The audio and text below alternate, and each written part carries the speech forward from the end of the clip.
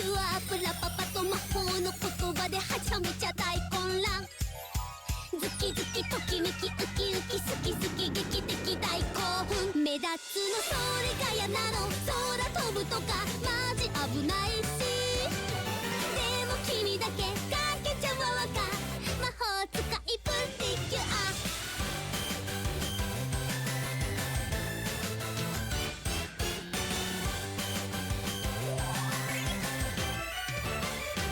正解はドッキンドッキン、秘密が茂るワンダーランド。二人で探検冒険、見つけた夢がジュエリーなのかも。ダイヤの光ルビーで羽、サファイアの海揺らして、トパーズへと夢ともせば奇跡だって起きるの。やばいよ趣味パラパラ、ノリちぐはぐ性格真逆。その違いが素敵だって今なら言える。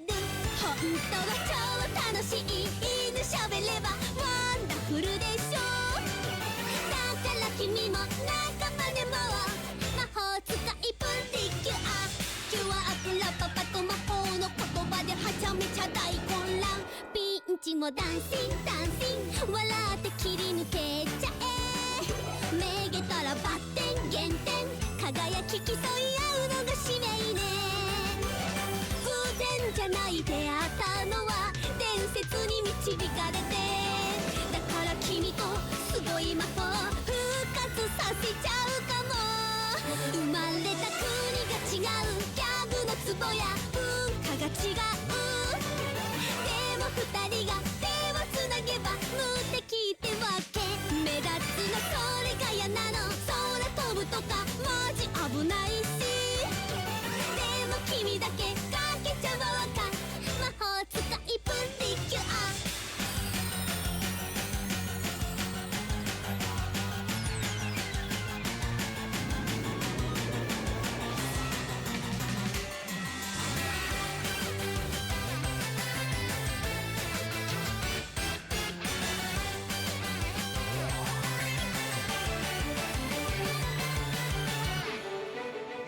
人はねみんな違う、愛し方や痛みも違う。その違いが素敵だって今なら言える。本当は超楽しい、犬喋ればワンダフルでしょ。だから君も仲間でも魔法使いプリキュア。キュアプラパパと魔法の言葉ではちゃめちゃ大混乱。あれこれどれそれ晴れ晴れ惚れ惚れ誰誰大変身。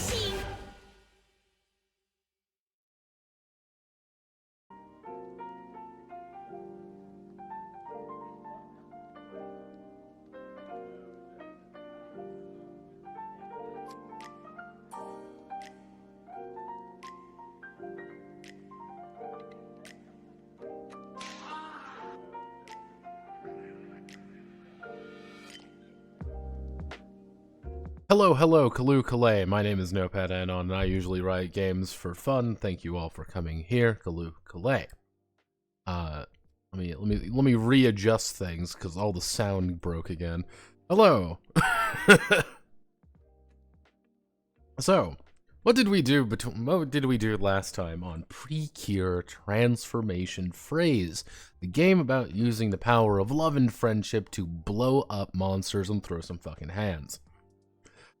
Well, what I ended up doing was I fixed some things, and I also went through and made a custom playset with a bunch of random schizophrenics on the internet. Now, those schizophrenics created a completely different thing, and it works. This is the most important aspect of this. The fact that it works. We are, as they say, gaming. Ah, my favorite RPG, Base Twitch Monkey. So, let's, there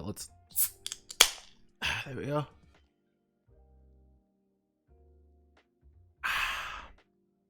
Delicious nectar of the gods. Good old-fashioned soda pop.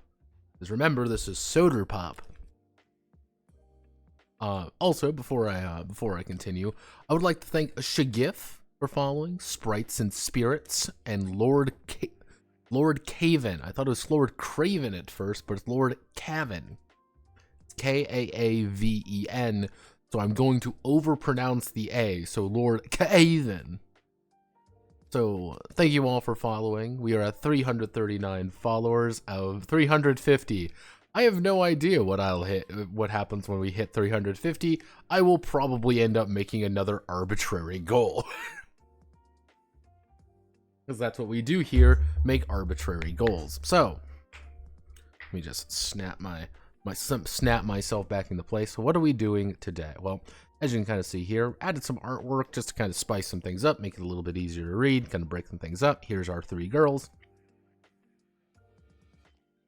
Cure Siren, Cure Griffin, and of course, Cure Phoenix.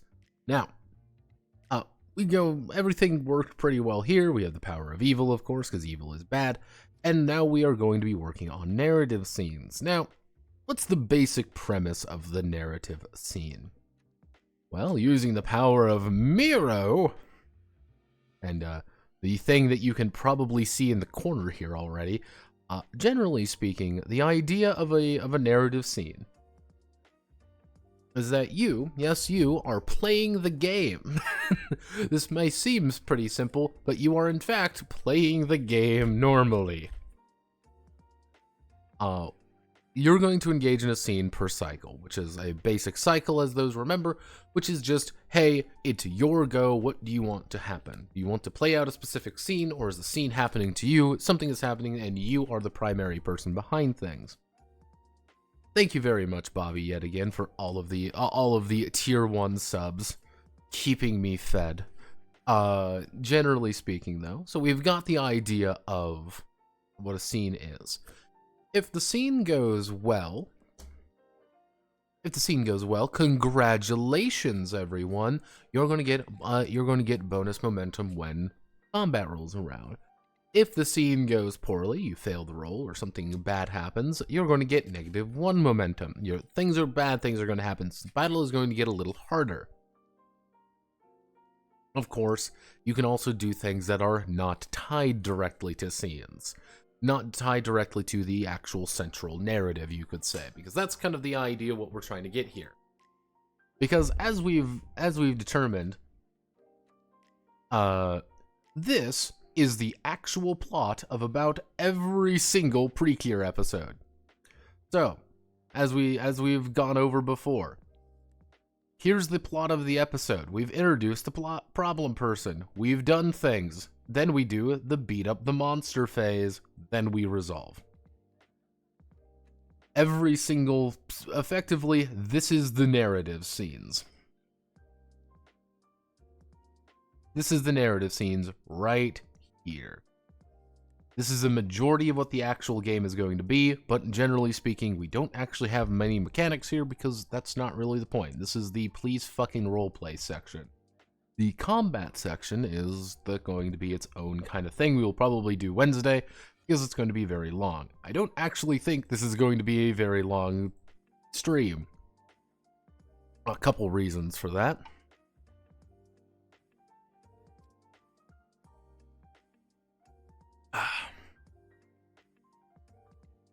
Oh geez. There's going to be a couple reasons for that. Generally speaking, I am tired and I haven't eaten anything today outside of donuts. And bananas and God damn it. But generally speaking, and we're going to be writing the Genso narratograph video tomorrow. Yes, that's going to be on Wednesday's video, which is going to be about Genso narratograph. Because the Genso narratograph is going to be a weird video. Because it's a board game. I want everyone to remember that the Toot Hoot RPG is a board game, but also a role-playing game, but mostly a board game. It's a very weird experience to deal with, and that's half the fun. So, now here we have narrative scenes. Let's get to it.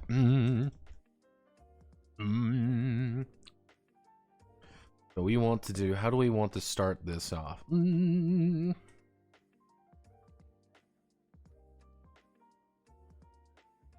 let's see, when an episode begins, the director will explain. Let's see. The director will explain the basic. Will explain the. Actually, how do I want to word this? Because I actually do talk about the idea of scenes up top a little bit. Let's see. Okay. Every episode of Precure transformation phrase has a number of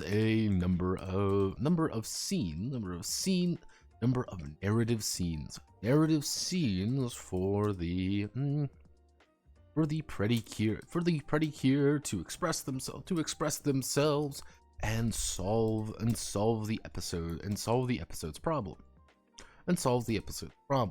What are narrative scenes? What are narrative scenes, and how do they work? We go all the way back here, and we need to do the episodic structure. So, the episodic structure.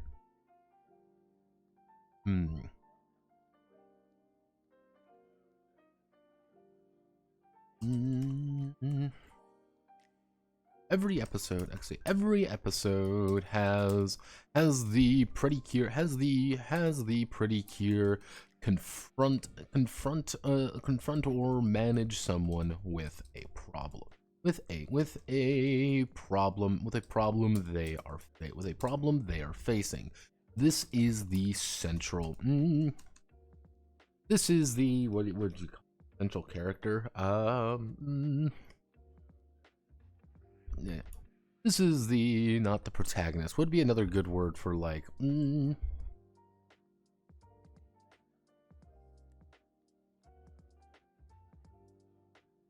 You are a central character who is not the protagonist.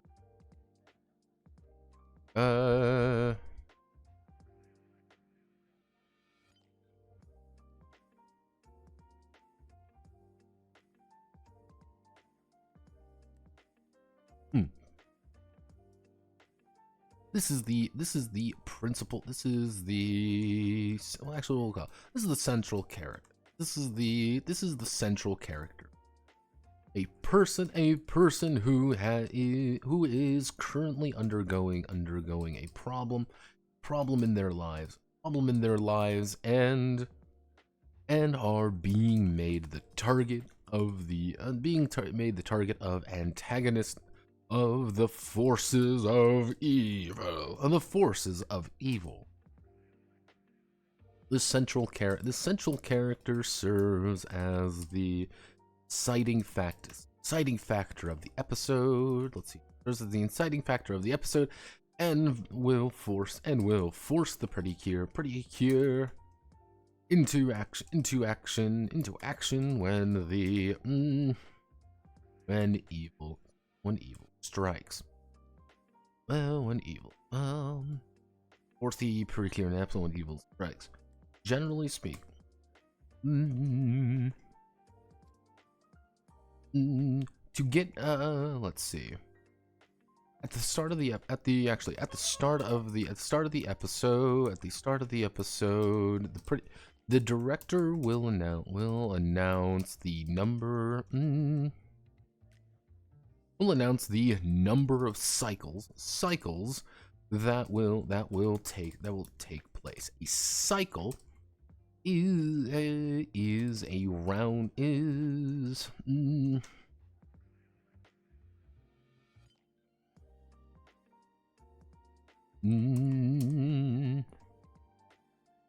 the cycle has every Predicure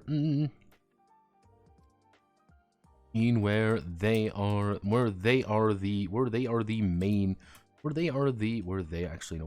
the focus.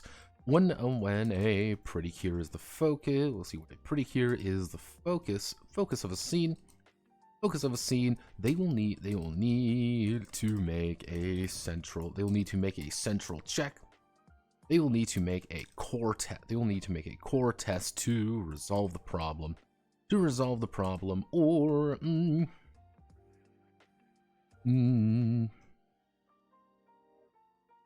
let's see. They will need to make a pretty clear focus of the scene. They have control of what that scene will be. Let's see, they have control of what that scene will be like, as well as being the primary individual in it. Should the scene require a test, they will be the one to make it.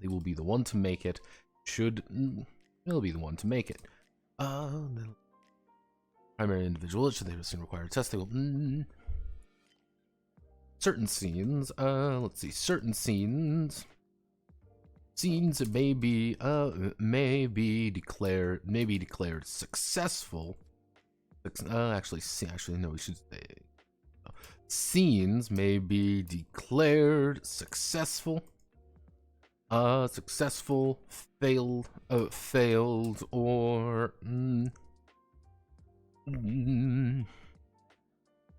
maybe is declared successful, failed, or neutral. Successful scenes. Successful scenes has the focus pretty clear. Engage with the central character and attempt to assist them with their problem. Should it require a test, they will need to succeed at the test. Let's see, should it require a test, they will need to succeed at the test. Be victorious. Failed scenes occur when the problem is exacerbated, not addressed, or let's see, the problem is ignored, not addressed, or made worse by the pretty cure, even if they didn't intend on it. Finally, neutral scenes.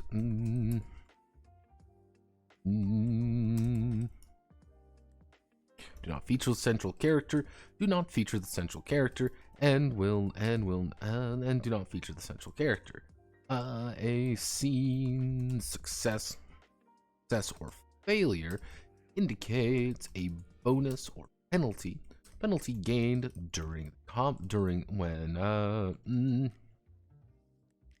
indicates a bonus or penalty when evil strikes the central character at the end of the cycle. At the end of all the cycles of the episode.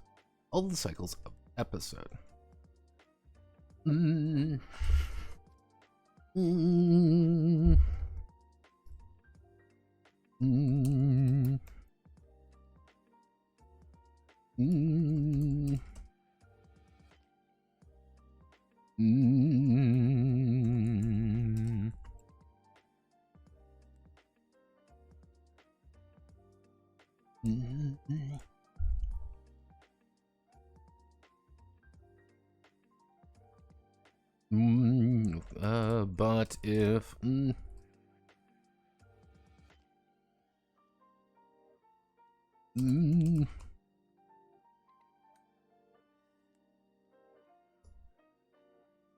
Just save their new friend. Work even harder to save their new friend. There we go. Very basic idea. But And this is a very, like, this isn't a very convoluted idea. It's just like we got to explain what the actual structure is. Like, this is what a actual episode of what we're doing. So this is what this game actually is all about. However, if we go here and we do types of narrative, actually types of narrative scene. So types of narrative scenes. So every episode will have a number of scenes equal to the cycle.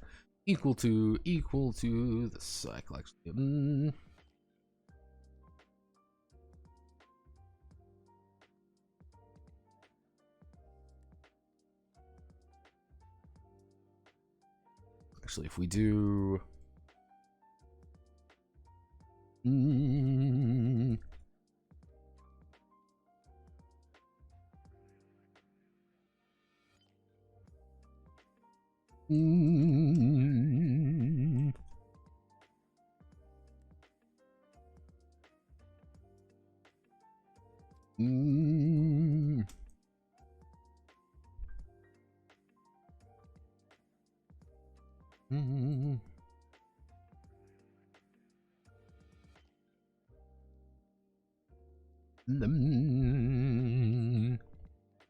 there we go. So the basic idea is fundamental. That's not the right thing. It's Kuga.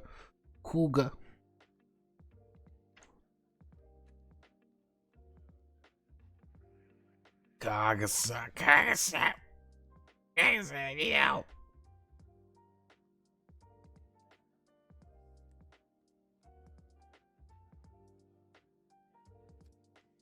Yeah, I've unfortunately been subjecting myself to listening to Fortissimo lore for the past few days.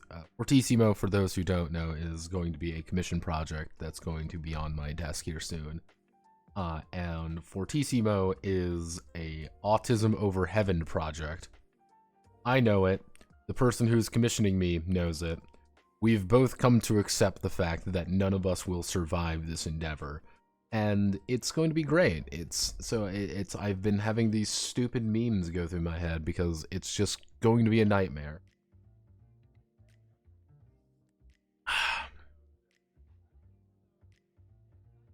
Yeah, when it's just like, oh man, what do we got to do today? Okay, let's learn about fucking conceptual magicians. It's like, uh-oh. Oh no. Let's see. Each scene will determine what the let's see.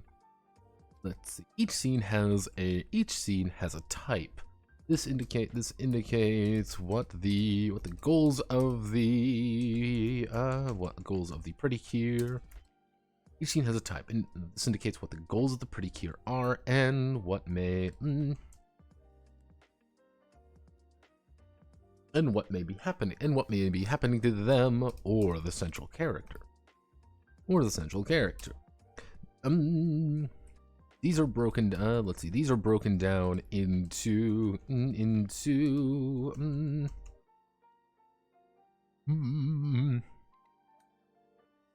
cure scenes and director scenes. These are broken down into cure scenes and director scenes. Don't we?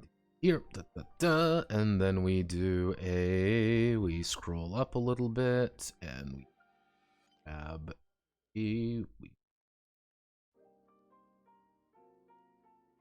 no, okay.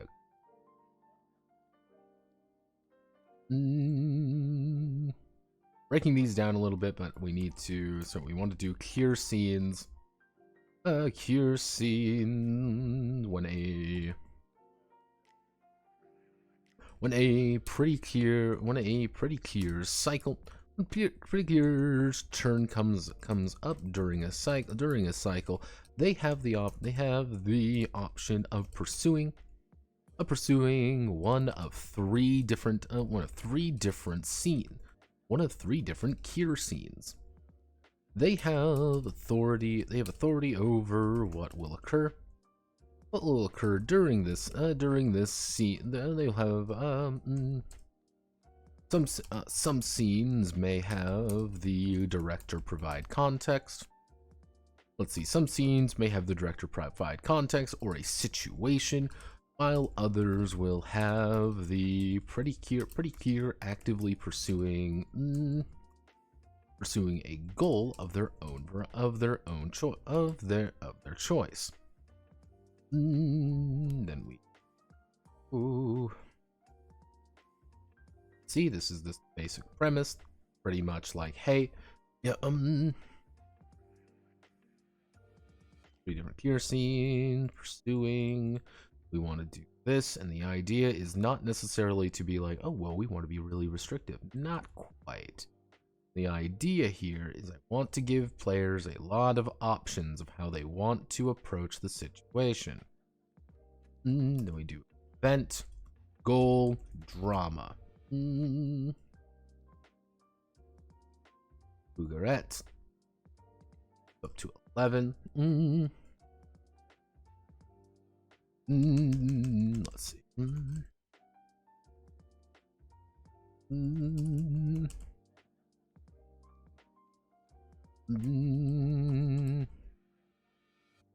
Let's see. Announce the situation, and Cure will react to the best of their. Will react to the best of their ability. Will react to the best of their abilities. These almost always involve the central character in some way. And these almost always involve the central character in some way. Goal. They're pretty clear.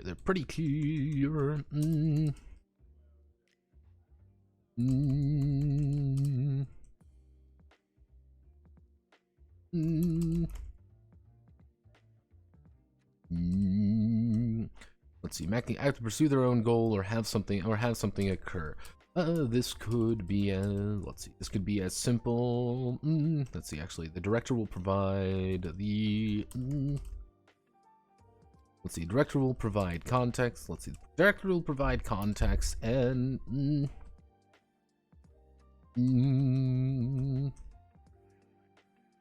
Let's see. Director will provide context and exposition in pursuit of this goal. Pursuit of this goal. They may or may not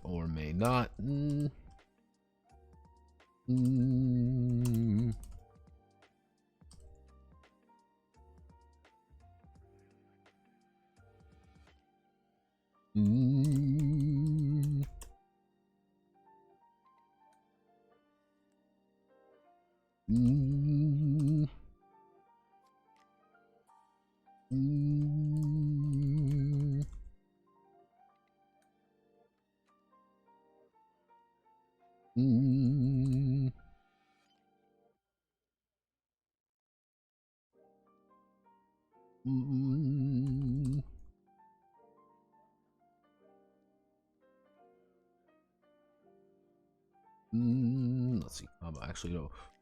Comma, or seek assistance from friends or family. So the idea of a drama is like, oh no, Megumi-chan is not feeling good. I don't know what to do. Like, have you thought about talking to her like a real person because you are 14? Like, yes. So, when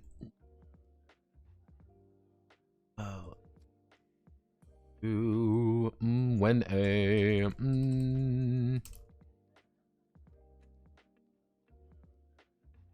let's see, when a pretty cure is chosen, when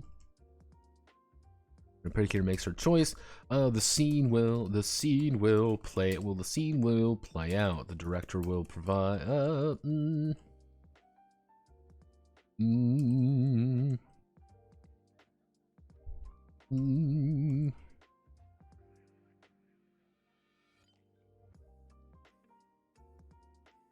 let's see, we'll provide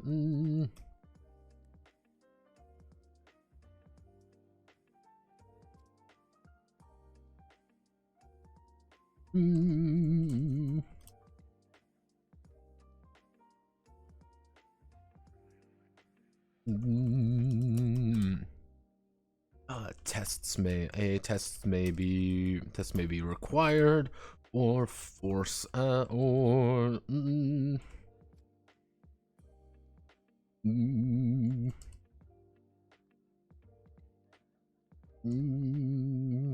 tests may be required to get information or bypass an issue, preventing them from completing or assisting another completing their goal. Let's see, issues preventing them from completing their goal. Other pretty cure may choose to be a part of the scene as well, or maybe forced it, or maybe let's see. Other pretty cure may choose to be a part of the scene as well, or maybe added to the scene by the setting of the scene itself. The setting of the scene itself. Actually no, we'll do a scene there. I'll explaining the scene itself. Actually, we provide a footnote. Going to someone's house, or conversing with them will bring them into the scene itself. However, these are not the focus, and may assist, but will not guide the scene in their own way. So yeah, it's kind of the idea of, hey, establish basic ideas here. We won't learn what these are. This is a very convoluted way of saying play the game normally. But if you are dealing with people who may not know that, that's all you have. Like, yes, you have authority over the scene. Please play out the scene. Which I should do is we're going to put in a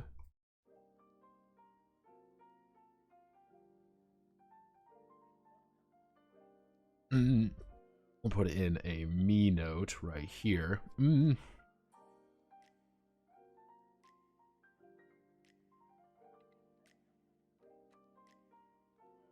This is the play the actual game section of the rules. If one is a veteran of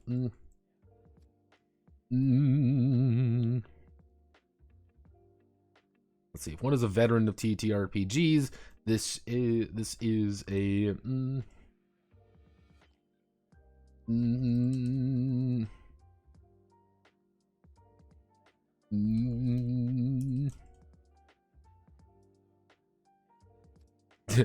there we go. That's literally all it is. It's just like here's a really long-winded way of, yeah, they get to choose what they want to do. They have kind of that authority to say, hey, I want to go here. Hey, I want to do this. Hey, I want to have this happen. Does something go on? Yes. What we're going to do, if the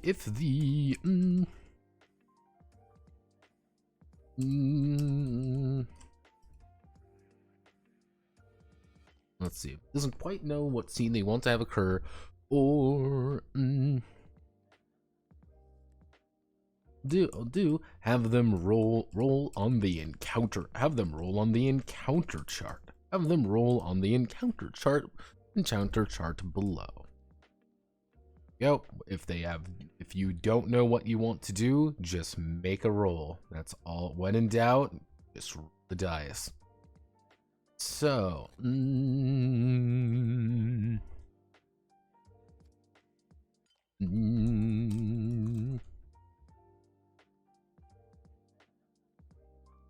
let's see.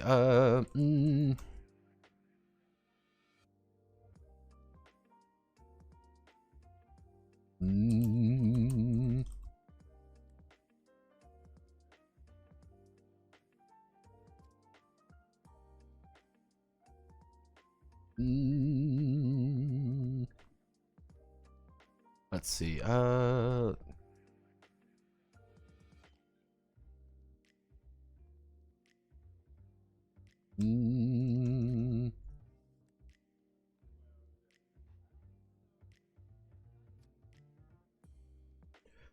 the character, central character needs help.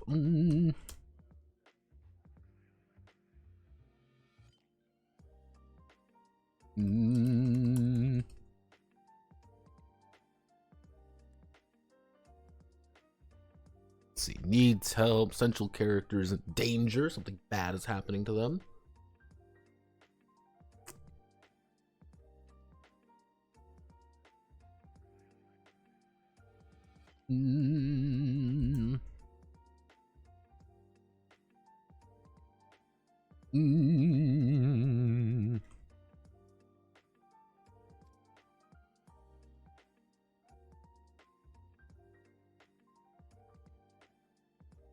Location. Location. School.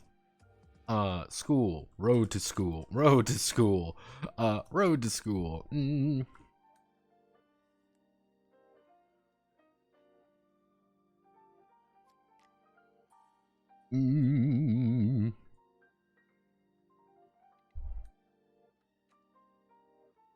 Classroom, school ground, near someone's house, and shopping district, situation. Actually, let's see. Such character is alone.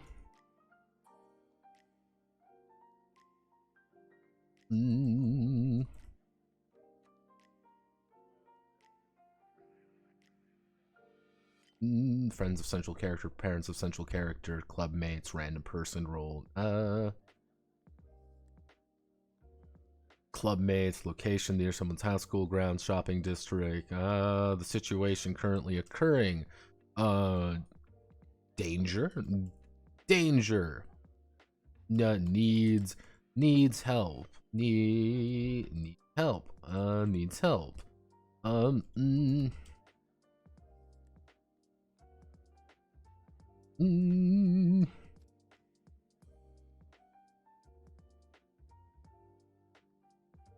Needs light help.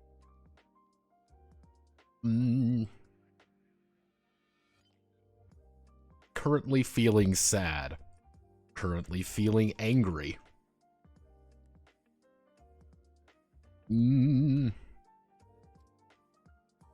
Actually, currently feeling sad. Currently feeling angry. What would be another?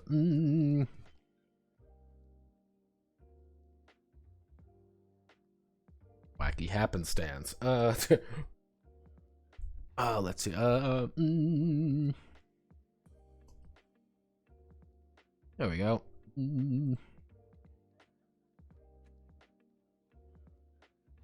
So if we want to make a current situation, put that man in a situation. So the some club mates at near someone's house currently need some pretty light help. You're helping your club out today. That's all you're doing. You're just helping your club out do something. The central character, so the central character near someone's house, we don't know whose house, it could be near his house, it could be your house, doesn't really matter, just near someone's house, is currently feeling angry. Oh no, our central character's outside his home and he's not feeling too well. Wonder what's going on. What's happened? What's poppin'? Central character and friends rolled 5 times. On the road to school, are currently feeling angry. Well, why is the central character feeling mad? Oh no, something bad happened. Why is he currently angry? Why is he with his buddies? Something is going wrong. Why is he annoyed? The family of the central character in the classroom is currently feeling angry. I've rolled 5 like 4 times. Is currently feeling angry. Oh no, your brother's feeling angry. Well, we didn't know he had a brother, but he does now. A twin brother. Oh no. Why is this twin brother being like, oh, my brother's being a dumbass. I don't like it. He's being mad. Like, man, oh no. We've got some problems. We've put this man in a situation. The most important thing you can do is put some men in a situation.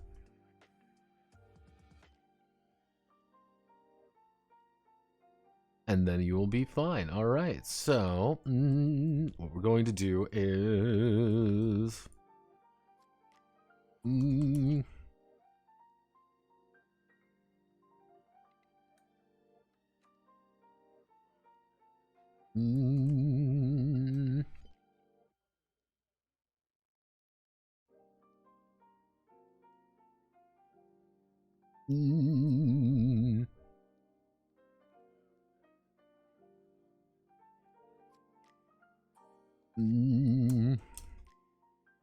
Wacky situation. A random character. Salary man.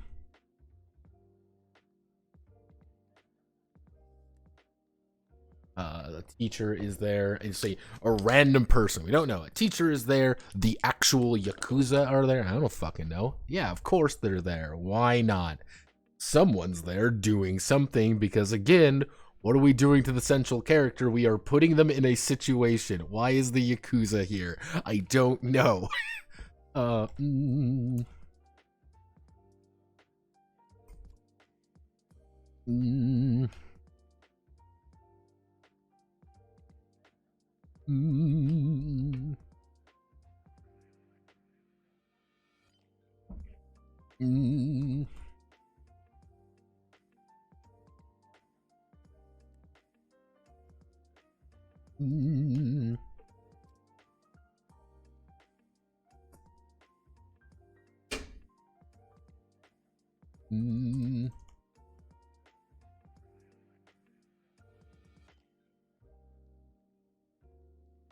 An odd location. Where would be an odd location? So I'm thinking of...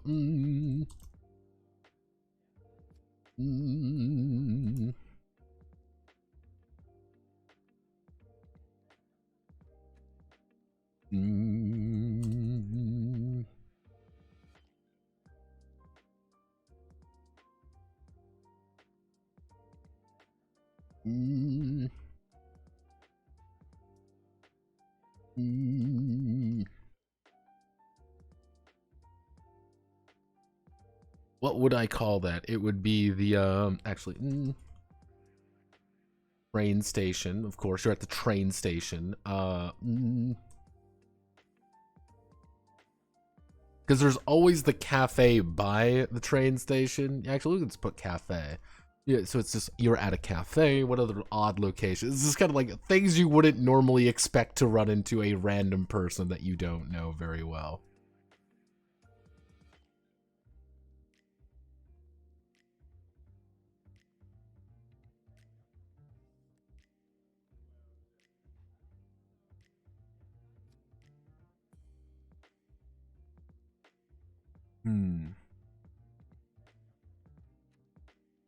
What am I thinking of?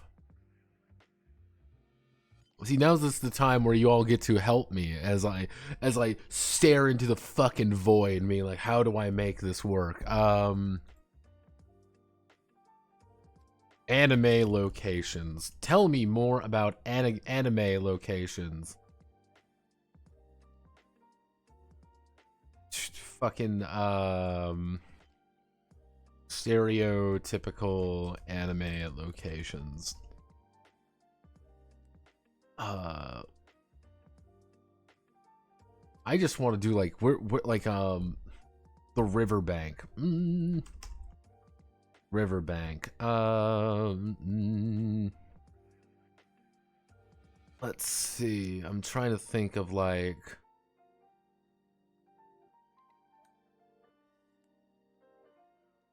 library. Library is a good one. We all should go to the library, of course.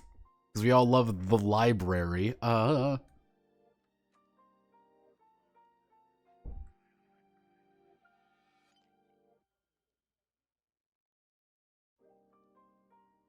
It's at the secret base. What's the secret base? I don't know. It's just the secret base. The wacky situation.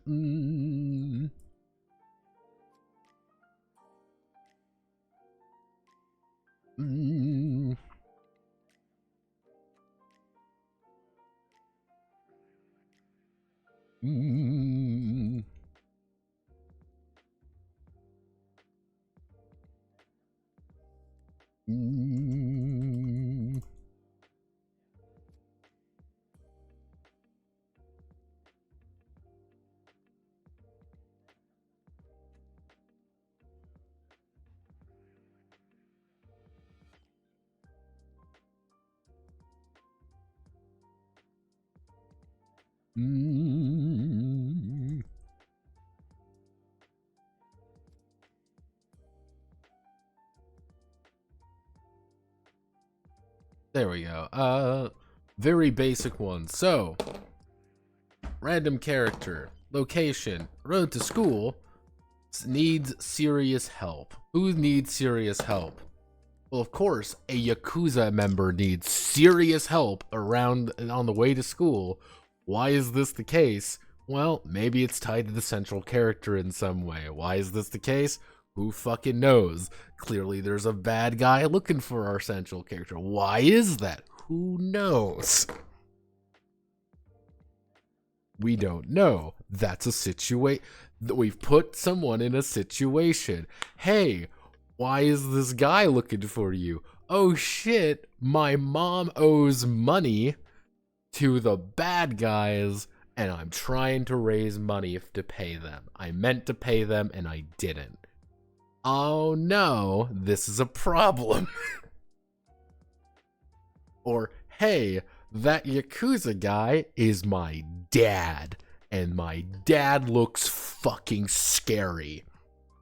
And why is his dad looking? Who knows? We don't know.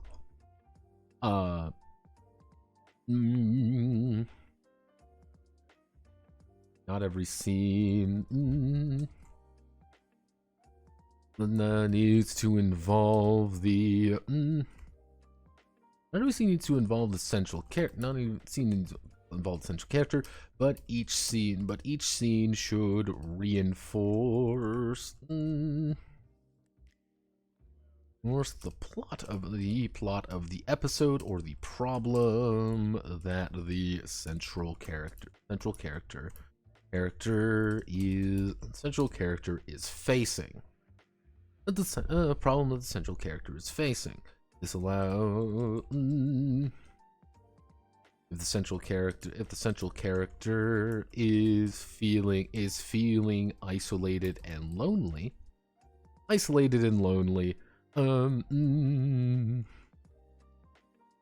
feeling lonely, rolling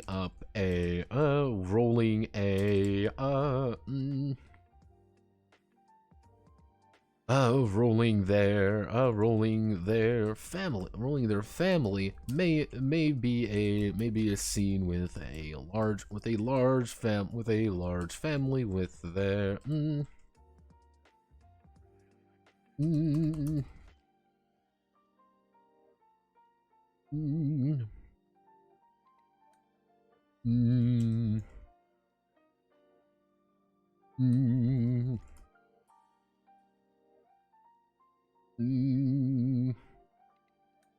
There we go. We kind of get in like, hey, here's an idea of like, hey, you know, this is a little bit more convoluted. It's a little difficult to understand, a little bit easier to get as well. So, and then we would go all the way up here. We would grab Pre-Clear Fantasy Star as an example. This Pre-Clear Fantasy Star is very easy to use here.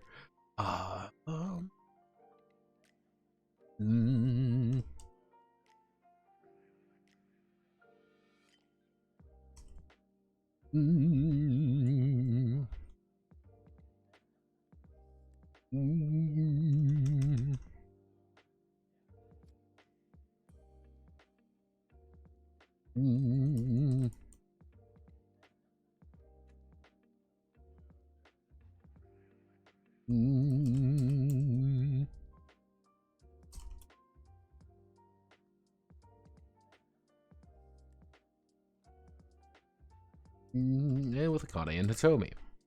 Mm. Mm. Mm.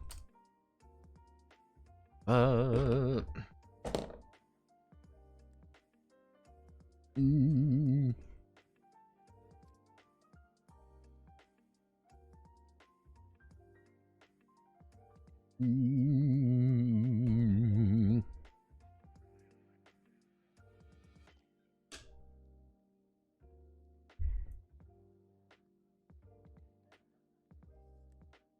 Mm. Rolling light help.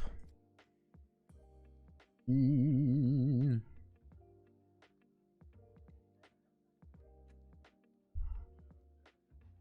Mm. Mm. Mm. Mm.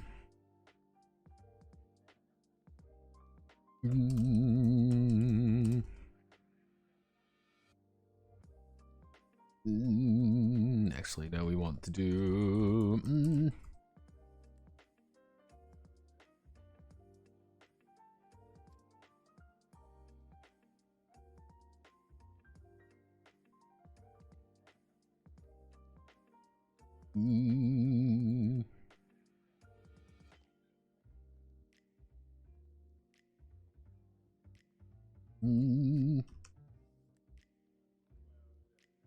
Young Nanny,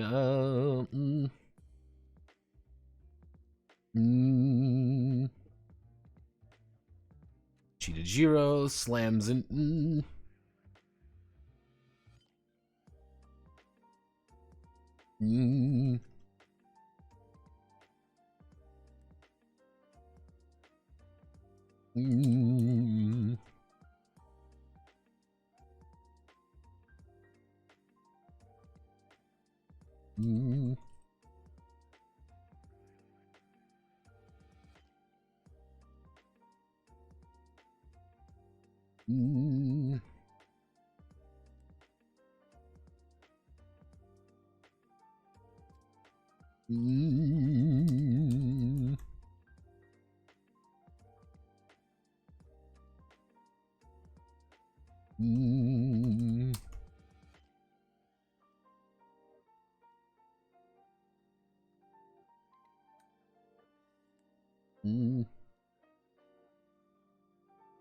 Well, she handily fails as she, which she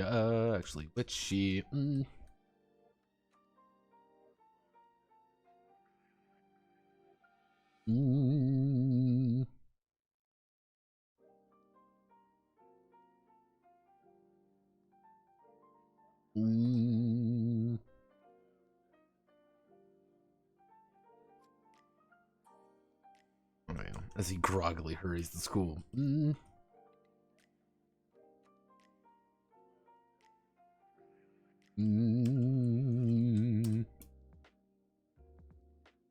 the failed scene commences. Yeah, that's the situation. Oh no, you're the focus. You know, this random kid has like slammed into you effectively because he's half asleep. What's going on? Who knows? Oopsie doopsie. Don't know what's going on. A situation has occurred. Then we improvise from. On the other hand, we can do this, and then we do director scenes.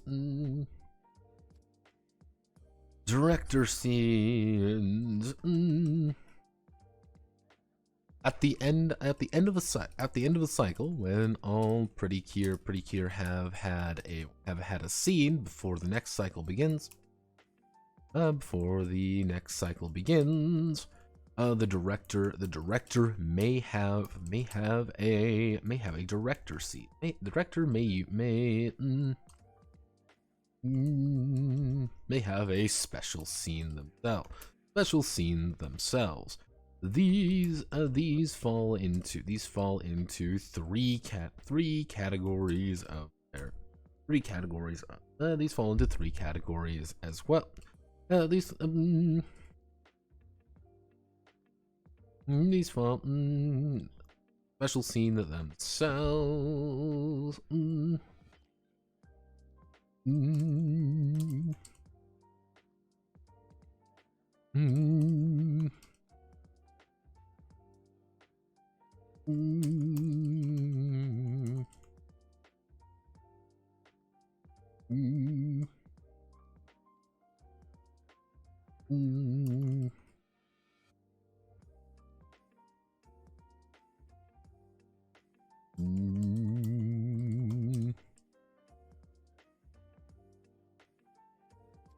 Certain director scenes may not even take place on Earth. So, we grab all these scenes. This we out like that, and then we do a transition, a monologue, a disaster scene, and then we do a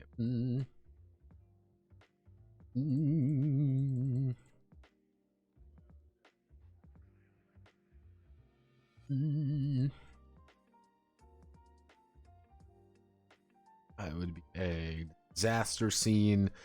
Then we would want to do a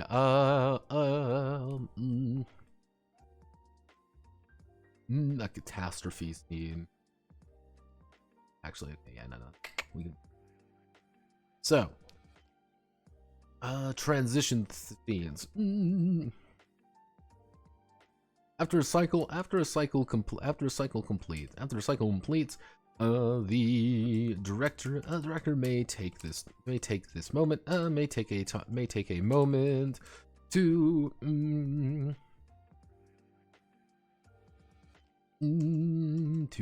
change the nature of an episode, or the situation at hand.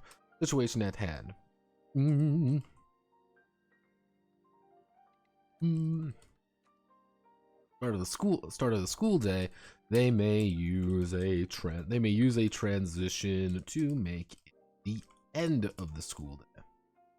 They may make at the end of the school day. There we go. They may use a transition to make it the end of the school day. And that's kind of the idea with the transition phase. It is effectively to give you an idea of a transition scene. It would be, hey, everyone finished this thing, and throughout the entire day, you are kind of seeing this kid go around. He is fucking tired. He falls asleep in class constantly. You're kind of getting the impression that he's a little bit weird. And there's something that he is very clearly, and right at the end of school, he books it out of there. He is gone before you all can even find him. Transition scene, it's now the end of the day. It's kind of that thing like you're all at school, you move on with your life kind of thing. The monologue scene.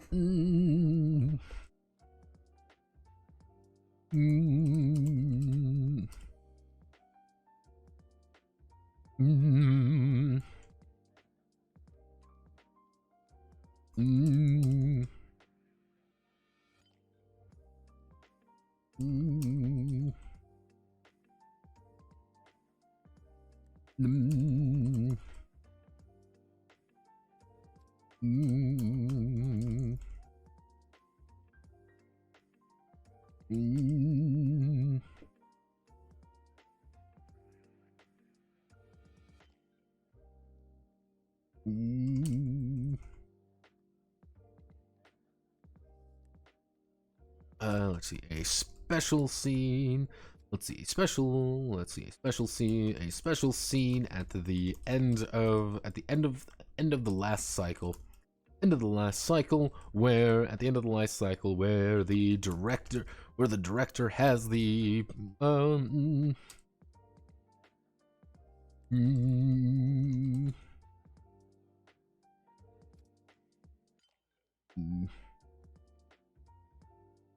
quickly by the forces of evil. The Precure may witness this event, only see the aftermath.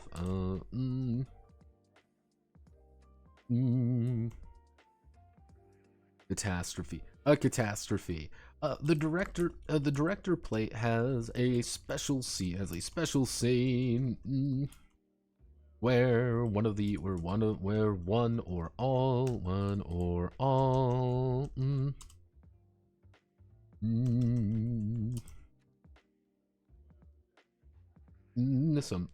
Something bad happened to the central character, or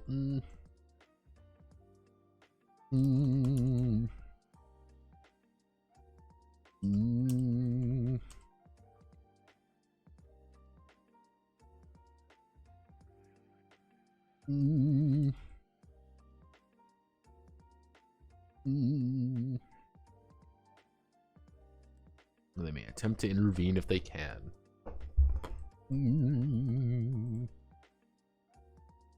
So we do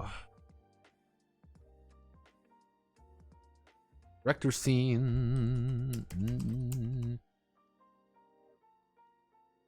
are not, let's see, director scenes are not designed to rip control.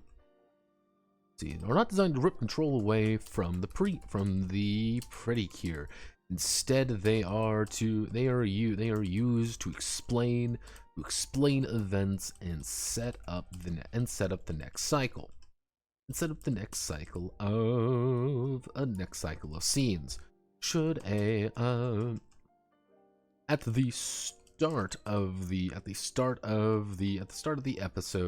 the director will have their own scene, explaining the episode as well, even if it is as simple as saying another beautiful day in town. Another beautiful day in town.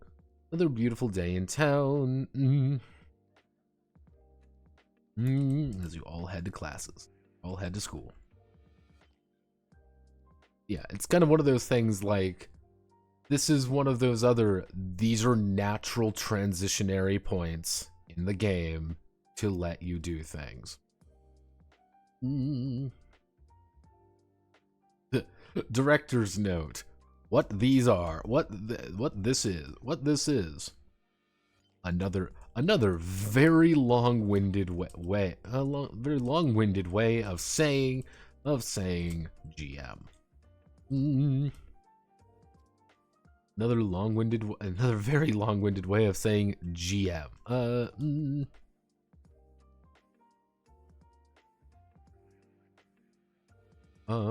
As the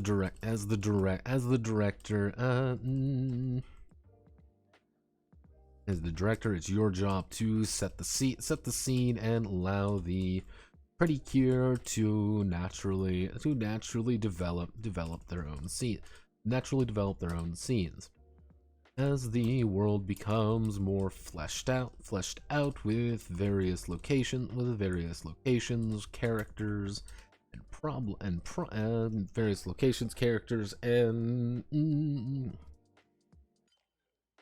situation. And let's see, as the world becomes more fleshed out with various locations, characters, and situations through play, the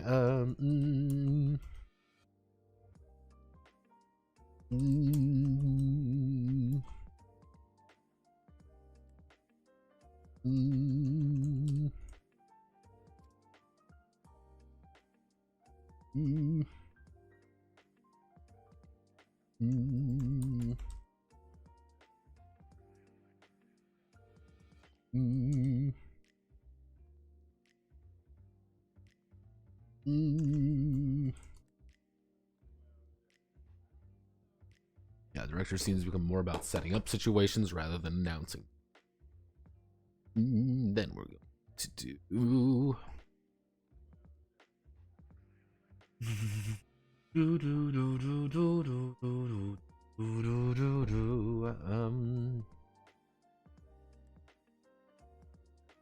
but what you in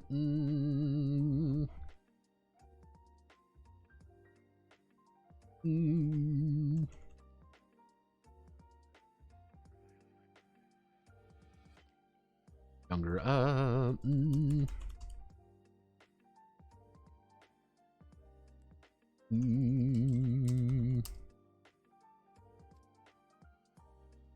younger PL, actually I should say younger PL.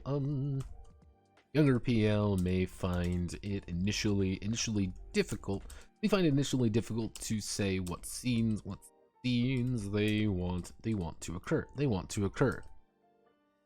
Scenes they want to occur. Providing feedback and leading questions, you know, are essential. Do they want to this person, actually, and providing feedback and leading questions are essential.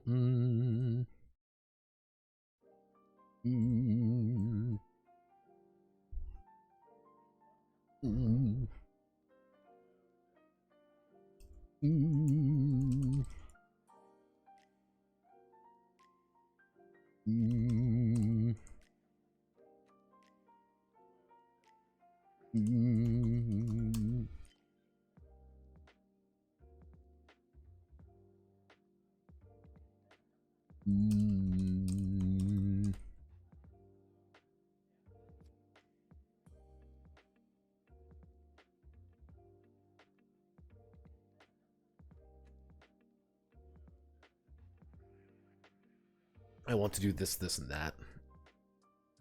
Yeah, pretty much. Hey, these are for you to set things up, and then what we're going to do is going to have a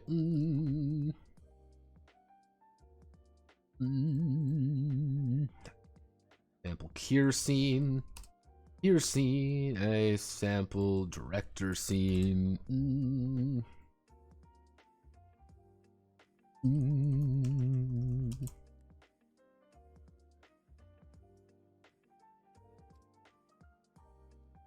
The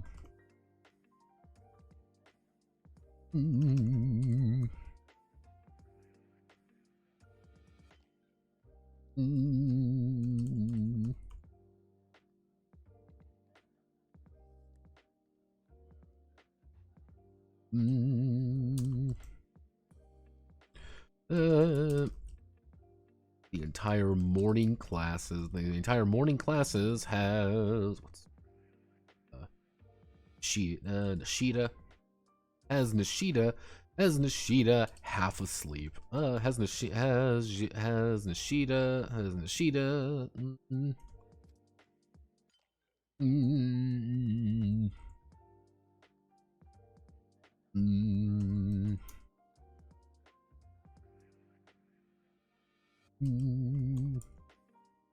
Or dozing off. Even get reprimanded a few times in class by the teacher. By lunchtime, he slinks away. He slinks away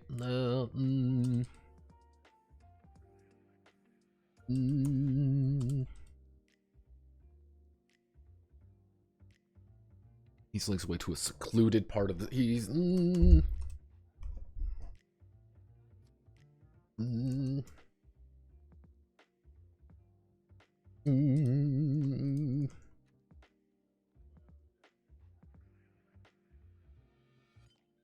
Who all look vaguely. Who all they eat his lunch, as he tells his few friends, who all look vaguely concerned. The director has performed a transition. Let's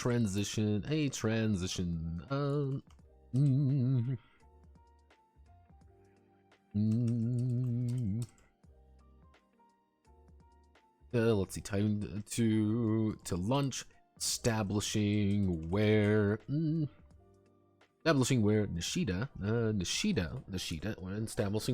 is. But PL, but the pretty clear may choose to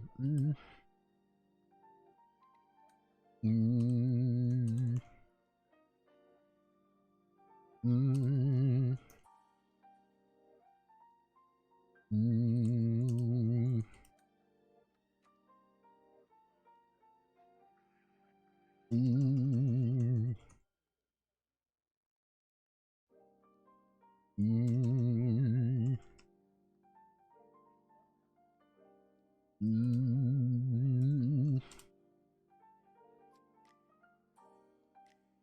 Mm. Stumble into his hiding spot with vent seed, suggesting that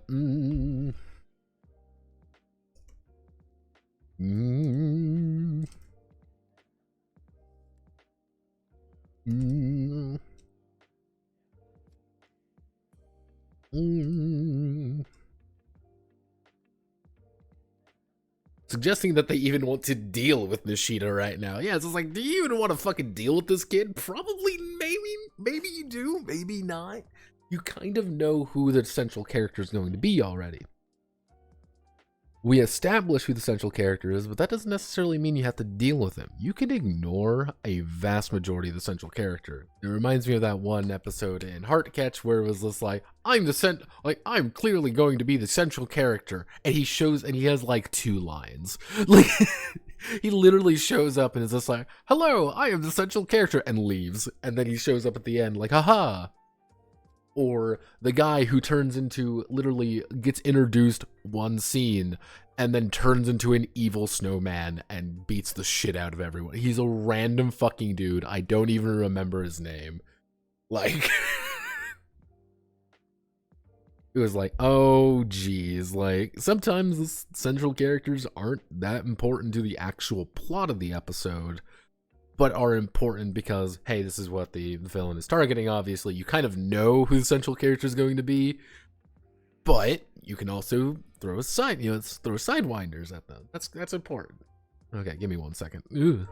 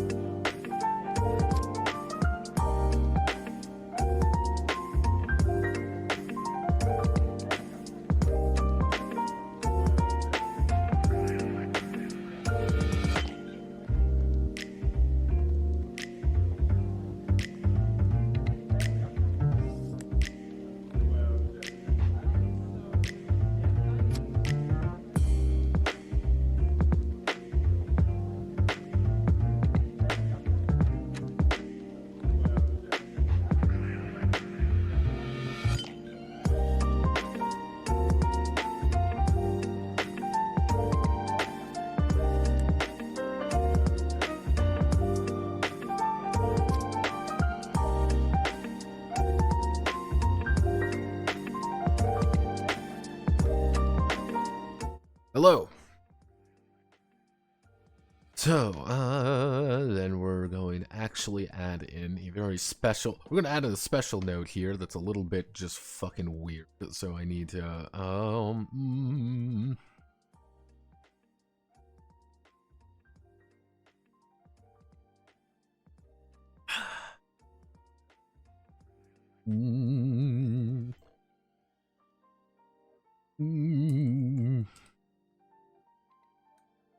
PL control over time and space. Generally, let's see. When a pretty cure announces a scene. Scene.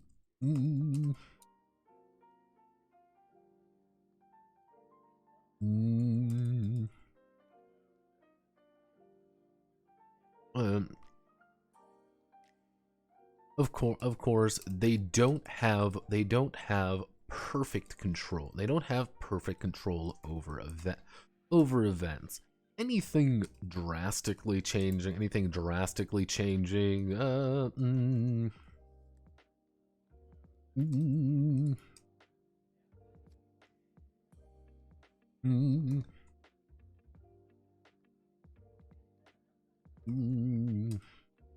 changes the direction, step and help smooth it over. For example, if someone, if the episode begins in the morning, let's see. For example, if the episode begins in the morning and the first scene, someone.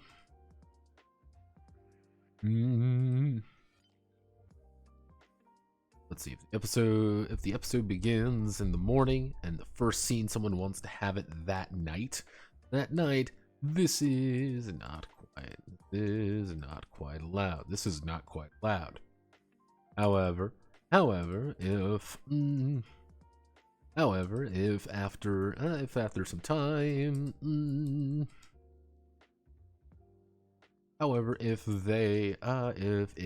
if it begins during the morning, and they say it's on clock to school, it's before school starts, fine. Then the next scene says during school, during morning classes, cool. And then one is during lunch. All right. Think of each scene advancing.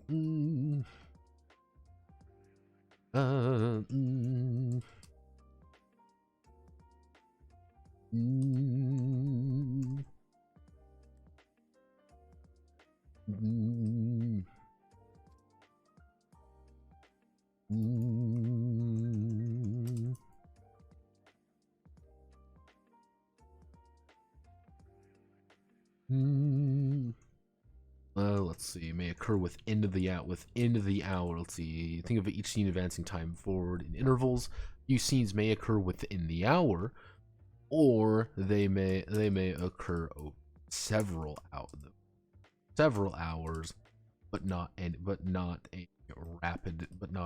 rapid jump forward or back. This also occurs with space.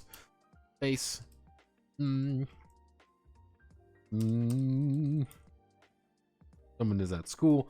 They cannot suddenly decide they are halfway across the. That's kind of the idea there. It is legitimately just a way to say, hey, you have a lot of control here. You don't have control over time and space, though. That's not the point. You don't have control over the fabric of fucking reality.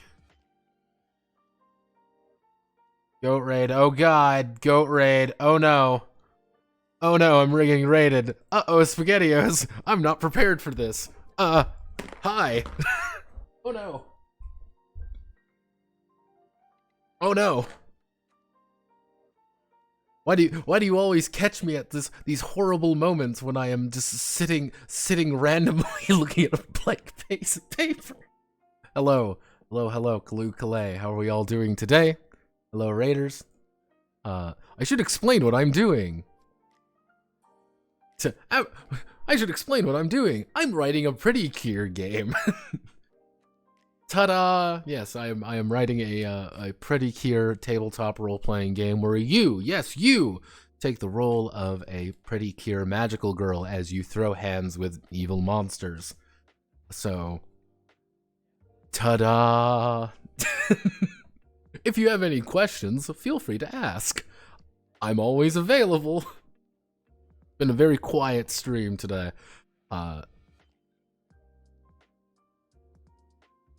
Oh goodness. Yes, very quiet stream today, generally speaking. We're working on. We've finished how the game plays. We've finished how to make our very own Precure world. So if you ever want to create your very own Precure setting right now, you totally definitely can. And I confirm that it does in fact work. We are gaming, as they say in the hood. But yes. Hello. Again, I'm really sorry, but nothing too exciting is going on today. It's one of those things where it's just you have to do the oh goodness. Oh no. This is one of those just grinding phases where it's like, all right, time to get things done. Oh boy. God, let me see. Transformation phrase. Hello. Ooh. I've also had to learn an absurd amount of Pretty Cure lore, so in case you ever want to know the deep intricacies of Pretty Cure lore, time to fill the text boxes of running Vampire the Masquerade. Oh boy. Anime magical girls and VTM go hand in sparkly hand. Funny you mention that. They actually do. I'm gonna blow your minds here. I'm gonna introduce you to a very fun game. Say hello to Princess the Hopeful, by the way. You should totally look at this game. Princess the Hopeful is quite literally a World of Darkness game about magical girls. Yes, and it does work. It is actually an incredibly robust magical girl game using the storyteller system. Yep, I've heard of Princess the Hopeful. Good job, yes. People get sometimes sidewindered when I bring up, like, Princess the Hopeful being like, oh, it's World of Darkness. You can't. World of Darkness is about being a goth kid from Hot Topic in 2007. You can't have magical girls there and being like, oh, contraire, my friend. You totally can, and it totally works. I mean to actually go over Princess the Hopeful on stream and make a video and stuff about it. It's just really awkward to talk about because I would have to do I don't know where to put it. It's very funny in that regard, though. I've been meaning to do a magical girl case again because there are a lot of magical girl games out there, and not all of them are very fascinating. I will say that. Fascinating with a big capital F. Oh goodness. I've made the mistake of scrolling down. I should stop scrolling down when I look at these things. Oh yeah, in case you ever want to know the pure suffering of Notepad add-on. These are all various projects. It fits right in. People can be Highlander and World of Darkness, Sailor Moon. Fighting Lestat is just fine. Yes, actually. Princess the Hopeful actually has an entire coven dedicated to helping vampires. It's actually very nice. It's very sweet. Oh my god. Yeah, that's the usual response I get. Now, to give you an idea, this is just the pre-cure notes. Yeah, these are the pre-cure notes. They expanded a little bit more than I planned. The original goal was that I have to keep all my notes within this box. I've broken that rule repeatedly over the past few years. This is a lot, yes. These are, now mind you, I'm going to, after Precure is done, generally speaking, I think we can finish Precure up by this Friday. I'm going to have to hit backspace on this and delete everything, and it's going to be incredibly satisfying and incredibly sad at the same time. To give you an idea, though, of our various cursed projects that we have somewhere on the pipeline. Of course, we have Tony Hawk's Extreme OSR game, a game about being an animal, because there is, fun fact, not a single game about being an actual anime. Being about an actual animal. It's just listed notepad with things written in all caps. Yeah, don't worry, we got those as well. Yeah, so it's like, okay, yeah, there's no animal RPGs, fun fact. There's a few, but not many. Pain, it's fucking Evergrace. For the 3 people who know what Evergrace is, yeah, it's happening soon, TM. I will finish the Yandere Simulator game before Yandere Simulator actually finishes, because of course I will. I have been repeatedly told to do the Disco Elysium RPG. Repeatedly told and angrily told at the same time. But I keep, like, going back on it. I know how to do it. I wrote it out in a random 4chan thread. I wrote out the entire thing of doing it, and it works. The problem is, how do you make it Disco Elysium, not just the Harry Dubois Magical Adventures? That's the problem. A lot easier said than done, though. This one is my, this is a white whale project. This is a massive white whale project that I don't know if it will ever actually occur, because it is effectively the most strangest role-playing game of all time. It's Bridge Commander, otherwise known as the Misato Katsuragi experience. Because you are Misato, you guide the children, they have mental breakdowns, you do things that you really shouldn't do. Welcome to Evangelion, because I can never escape Evangelion, no matter how hard I try in my life. Let's see, we have Notepads D&D, solo war games, the Omori RPG. I got really obsessed with Omori's combat system for a while, so I just wrote out Headspace. I know how it works. And then me rewriting Rogue Trader again, because I love Rogue Trader and hate Rogue Trader at the same time. It, yeah, this is, now mind you, these aren't everything. I've got my, this is the true nightmare, this is the true nightmare list. If you go on the website, you'll be able to find this. This is legitimately every single idea I have. And, there's a lot of them. Of various qualities. Then, of course, I still need to fix up a bunch of games. This is my full list of games I've written. I need to fix, like, half of these. They're terrible. I need to fix them. I need to make them better. I need to do a lot of different things. It's great. It's amazing. I live in a society, TM. But, ugh.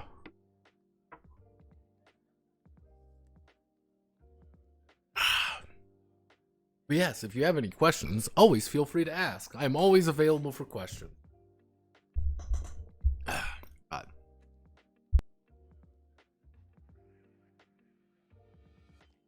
See, if I cough up a lung, it'll be great, right? But yes. Far too many ideas, not enough time. And, of course, after Precure, we get to do our X-Wing game. I'm looking forward to the X-Wing game, and I am also horrified by the X-Wing game. Absolutely terrified by it. Never-ending fear with the X-Wing game. Because, oh no. Uh-oh, SpaghettiOs. Which is the worst Powered by the Apocalypse game. Absolute worst Powered by the Apocalypse game that I've gone over. I'm going to discount. Here's the thing. I am going to discount 95% of the, like really cheap bad ones I see on, like, itch.io. There's a lot on itch.io, by the way, that are just bad. Like, they're like, we're powered by the apocalypse, and it's just like, you're powered by nothing. Probably the absolute worst one that I have ever, like, gone over, fundamentally speaking. Now, many of you might be thinking Thirsty Sword Lesbians. No. That would be Interstitial. Let me, Interstitial is a hilarious game that is the worst thing ever imagined by mankind. Every single person involved with this is a disaster piece waiting to happen, and it's so fascinatingly terrible. Like, just amusingly terrible. That they somewhat rebranded it, because the entire idea of Interstitial, Our Hearts Intertwine, is that it is the Kingdom Hearts role-playing game. Except it is the Kingdom Hearts role-playing game by a, someone who, how do I want to word this? It has changed its branding from the Kingdom Hearts RPG to instead the fanfiction RPG. Oh my god, no. it is possibly the worst thing I have ever had to bear witness to. And it does a bunch of things that I find to be fascinatingly terrible. Like, you get things like the fact that, like, there's a main character playbook, there's a side character playbook, you can play just a bad evil person in the book, so there is a chance a player will be the definitive bad person. There is other very strange situations in it where it's very non-committal. This one's always been in my mind as, like, just this game that haunts me somewhat. Like, it's this game that haunts my soul. Like, this is supposed to be Mickey, by the way. Like, this is supposed to be your Mickey character. You know, a fucking hamster with an energy sword from Halo. The other weird thing with this has always been my thing. Linksmith Games. Let me see if I can bring up Linksmith Games. So this is Linksmith Games. Let me see if they still broke it. If they're still... Ah, yes. So, here's why I regard this... here's how I regard them with absolute contempt in all ways. They are charging $5 for a playbook for Interstitial. They are charging, mind you, $15 for an alpha game that has never actually come out. They are charging $3 for a link chart for Interstitial. This is not actually even a game. This is supposed to be a, like talking game for $14. I have no idea what's going on here, but then I realized, oh hey, do you want to run Pokestrology? Yeah. My Firebrand Academia. Like, there's enough things here that I look at and I'm like, I hate you. Like, I hate when games are obvious parodies of the art looks they bought off right off wish.com. Yeah, it's Green Ranger's gonna, yeah, but I could change it though. Like, it's one of those things, like, if I knew, because you gotta remember, the playbooks, this is important, the playbooks here are some of the absolute worst playbooks I have ever read. They are fucking terrible, and $5 for it, I was like, Jesus, you can buy an indie darling video game for that amount, and I still hate you. Like, it's... Like, Interstitial probably is, like, just objectively, like, this is the worst thing I've ever read. I'm not a big fan of any PBTA games, of course. If you know me at this point, you should know that by now. But, like, some I could at least say, like, I know what you were doing here. I can respect the attempt, if not the execution. That was like my thing on Fellowship. I don't hate Fellowship. I think Fellowship was a really interesting idea. They broke both of their legs going over the first hurdle. It's like, on one hand, I'm like, wow, that's horrifying that you snapped both of your legs. And I'm looking at you and, like, everyone's screaming around like, wow. On the other hand, good job trying to, like, crawl toward the finish line. Like, this is a horrifying sight, but, like, 10 out of 10? Like, I'm giving you points for effort. Please call a paramedic, though. Even, like, TSL, at the end of the day, the opinion on TSL still remains completely unchanged, but if you really look at the game, it's just really boring. That's the problem. It's just a really boring game with nothing interesting going on in it, and that's... I think, personally, I find that, like, infinitely worse than you're a bad game that tried something interesting, than you're just a really boring game that did nothing unique. Oh boy, see, now, here we get to have a fun game, everyone. Now you get to see the Notepad add-on experience. So this is the Notepad add-on experience, everyone. So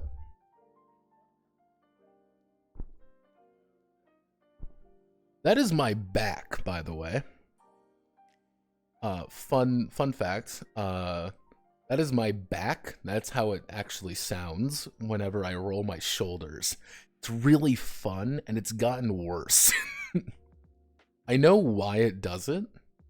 It's one of those things that it haunts me in my day-to-day life. It's amazing.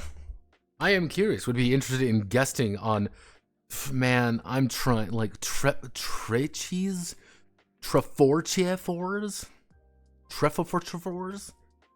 Bro, why do you put fours in things? We review TTRPG every 2-ish weeks. Yeah, if you would want me, send me a DM on Discord and we can hash out a time and to make sure everything is working properly. Timing has been getting a little bit weird in the following month, just because things keep popping up and things keep being on fire. I'm not going to dig through to figure out which is the worst, though. It's just too much. Yeah, there's a lot of very nothing burger. I would think, like, how do I want to word it? PBTA, you can get PBTA games that are not bad. There's a lot of bad PBTA games, don't get me wrong, but they're not all going to be absolute trash fire, horrible things. A lot of PBTA games are just, okay, I don't like the system very much, and this isn't going to convince me otherwise, but if you like PBTA, then yeah, this is a pretty decent one. I've been able to identify good playbooks, bad playbooks, good writing, bad writing, which is one of the reasons why I really dislike Cartel, by the way. Cartel is just weird. I have no idea how anyone got okayed. Like, anyone said, like, this is an okay product to make. I have no idea. Like, that's like, oh geez. It's one of the issues now, though, is that PBTA is kind of going the way of the dodo. Like, you don't see nearly as many PBTA games as you did about 2-3 years ago. Even about 4 years ago, there was a PBTA game almost every time. Anytime I went on Kickstarter, there would be at least 2 or 3 PBTA games on there, easy. And they would all be very lazy looking, and they would all be very eh. I don't know what the shift was, or if something happened, or I don't really know. Like, I like to believe I keep a pulse to things, but I really never really notice it. Things have really transitioned to the Blades in the Dark, though. I think people have really transitioned harder to systems that are more like Blades, or things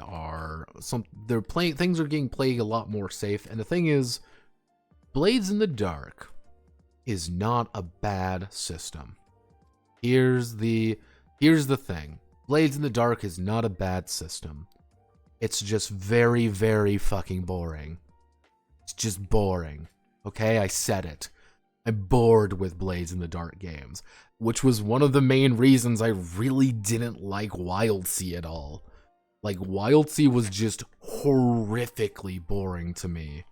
People got really mad at me being this like, well, you don't like WildSea because you're bad and you don't know what you're talking about. I'm like, I don't like WildSea because I don't like this system. It's an interesting world built on the bones of a very mediocre game. Doesn't really do tension well when it's one thing when I wanted to do well. Yeah. I think that's mostly comes down to, like, there's so many safety mechanics, there's so many, like, things to help you out. It's hard to get that tick, tick, tick moment. That's why I say it's, Minutes to Midnight. I think that's what this game, it's, Minutes to Midnight, I believe the game is called. That is probably the best Blades in the Dark game I've ever read, and I will hold that up saying I like this game. It's pretty decent. Mostly because, here's the thing. that one does a really good job because it in-bakes the tension and it makes clocks thematic.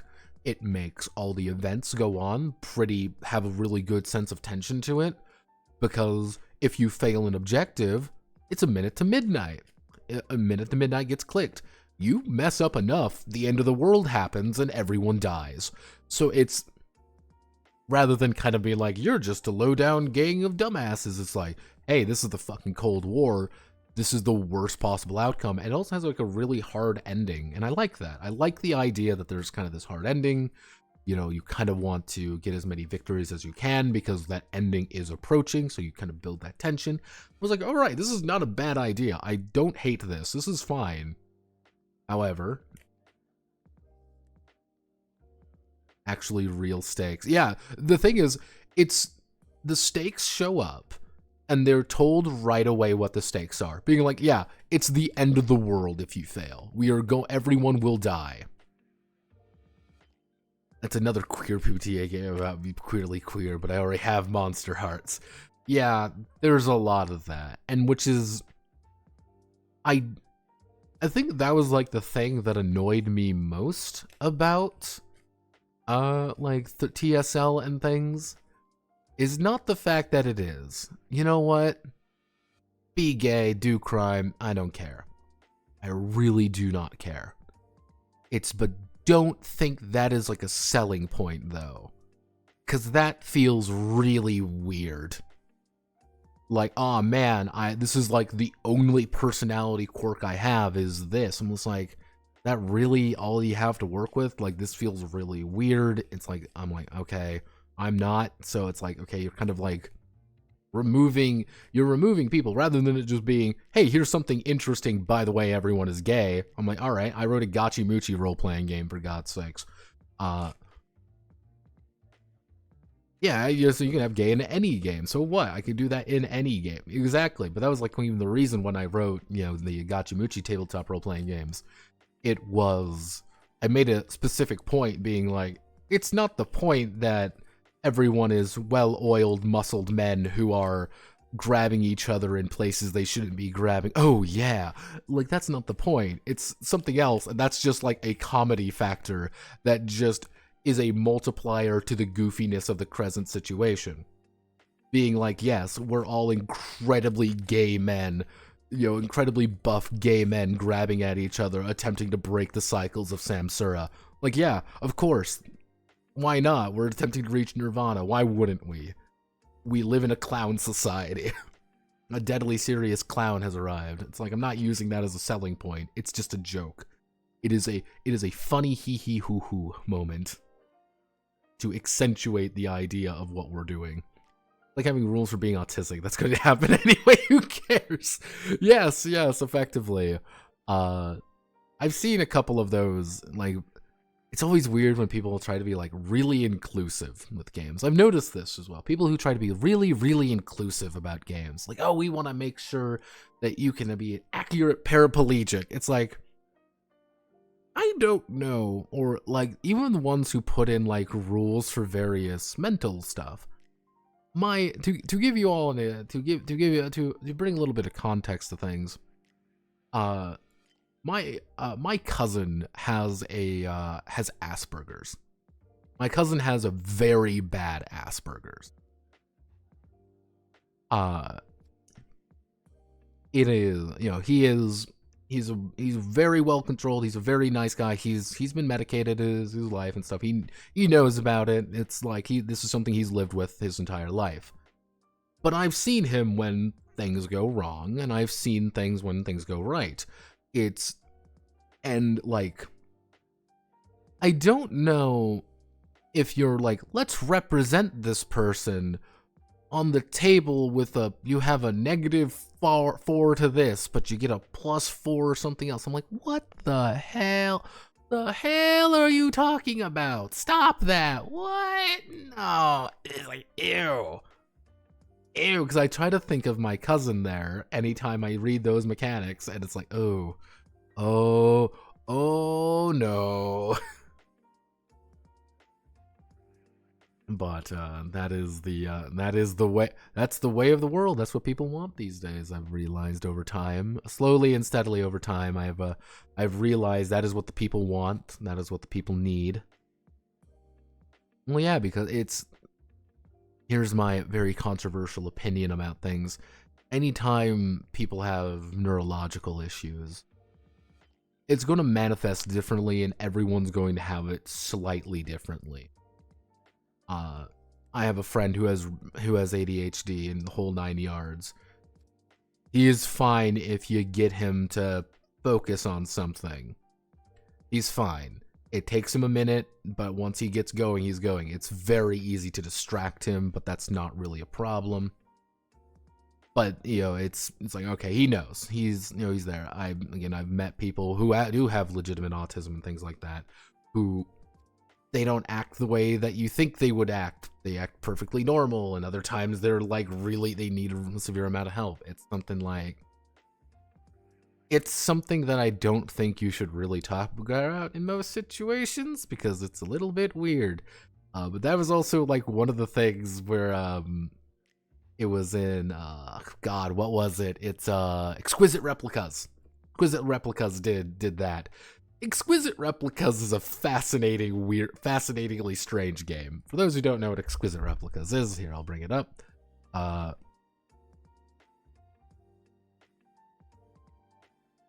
Exquisite Replicas is a game about Capgras syndrome.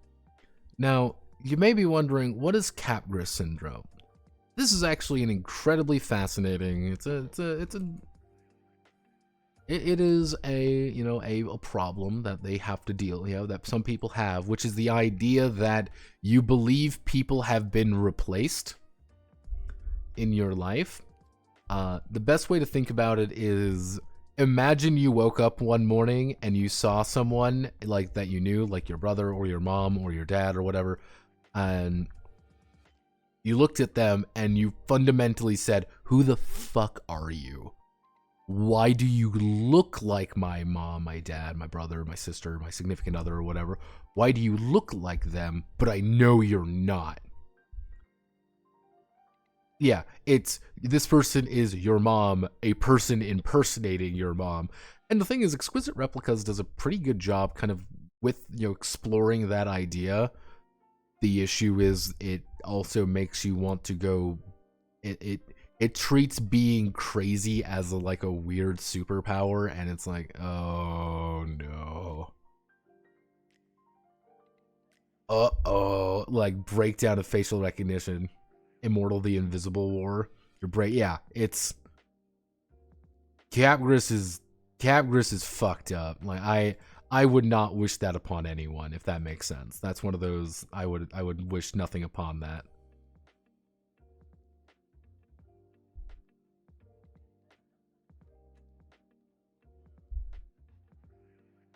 Oh god, you went over the Buffy the Vampire Slayer RPG? Mein Gott. Oh goodness. Oh man, but yeah, no, that's... Yeah, no, I would be totally in there.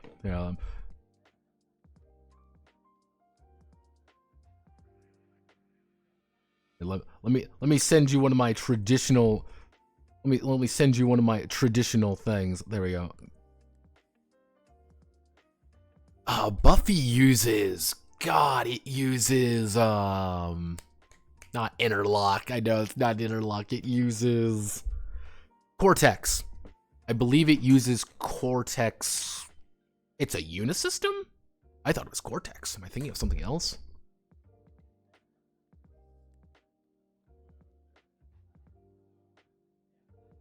What am I thinking of? I'm going insane. I know... Cortex system is a curse system, by the way. Oh, I'm thinking of Supernatural. That's what I'm thinking of. I was thinking of Supernatural. Yeah, Unisystem. I like Unisystem, by the way. Don't gaslight me this way. I'm being gaslit. Like,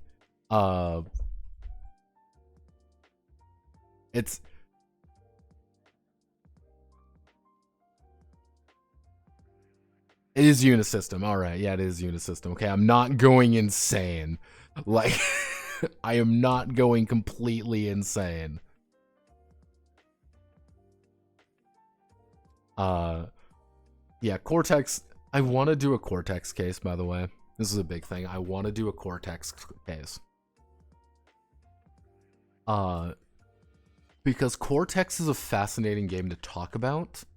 Because people have to remember, Cortex was like a massive, super big game in the very early 2000s, kind of early mid 2000s.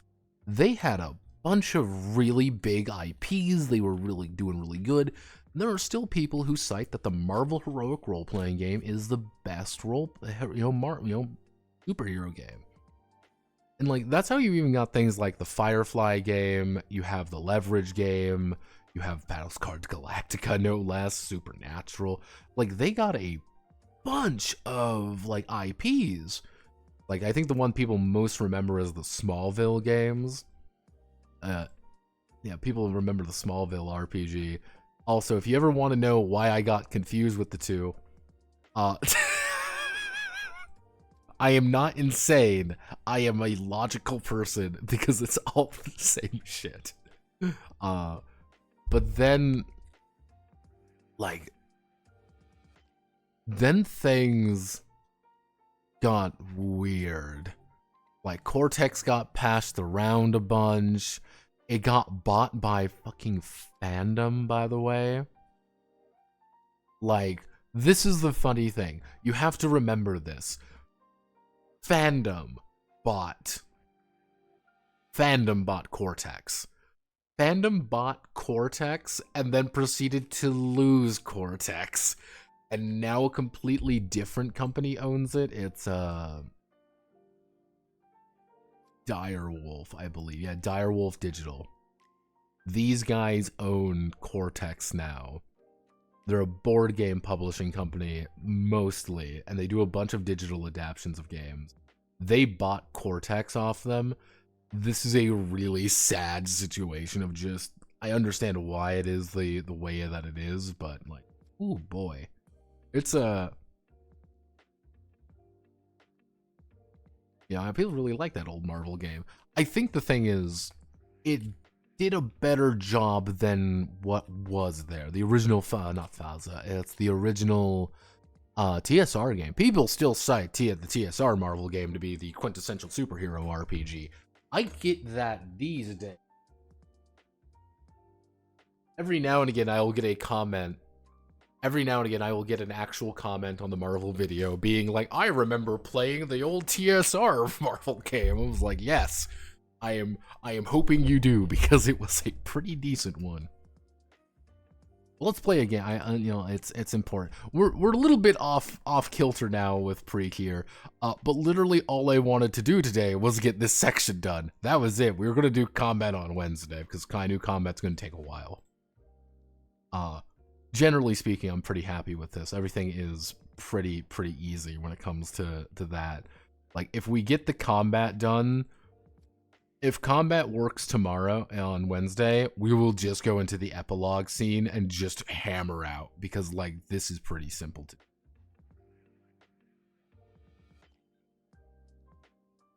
Yes, there is a new phase rip variant. I know...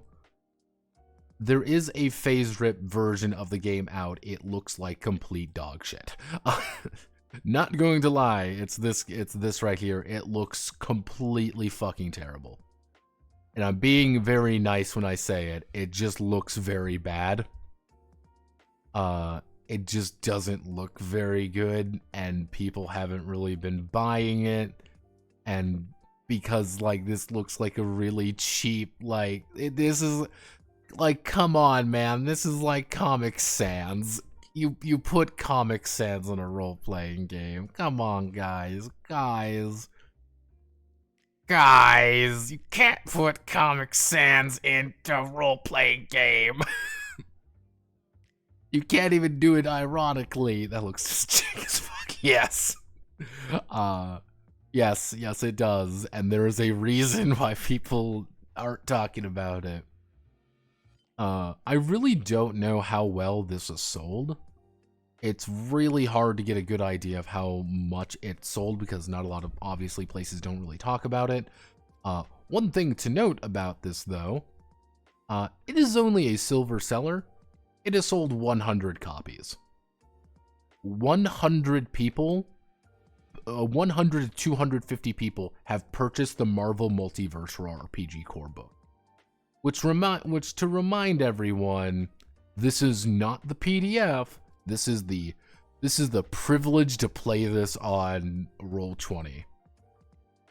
If you do the other ones, not even, I don't think even 50 people have bought the Cataclysm of Kang book. 50 to 100 people bought Revenge of the Super Skrull. Or the pre-order for the X-Men expansion. Oh boy, it's previewing the X-Men expansion. Yay!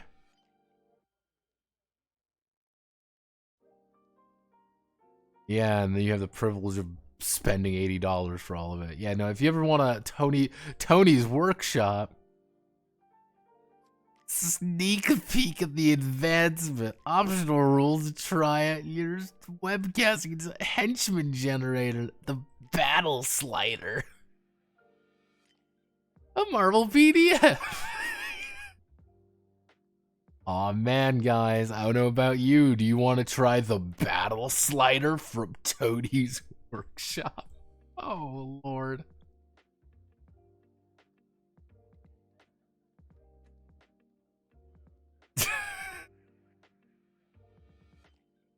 Yeah, then you have to buy. Yeah, it is a cursed existence that Marvel lives in. And let's see, Urban Cyberpunk 3. Let's see, Night of Chrome, based on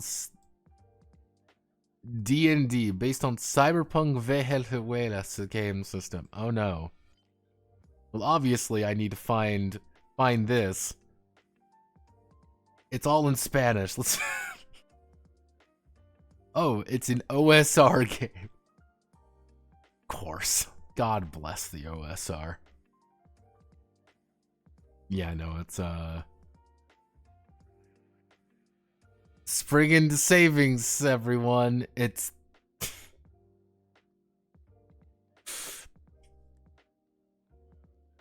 I'm not even tired. Ain't even mad. Ain't even anything. Don't matter. None of it matters. 5e. 5e is my favorite game. Are they still making D20 games? The Entered game is always on sale. Yeah, because that's how you get on there. You promote it, it's on sale. Congratulations. You're going to be continuously making money off of it. It's a genius idea. If it's always on sale, that means it's always a deal, right? Right. Now I've made myself sad.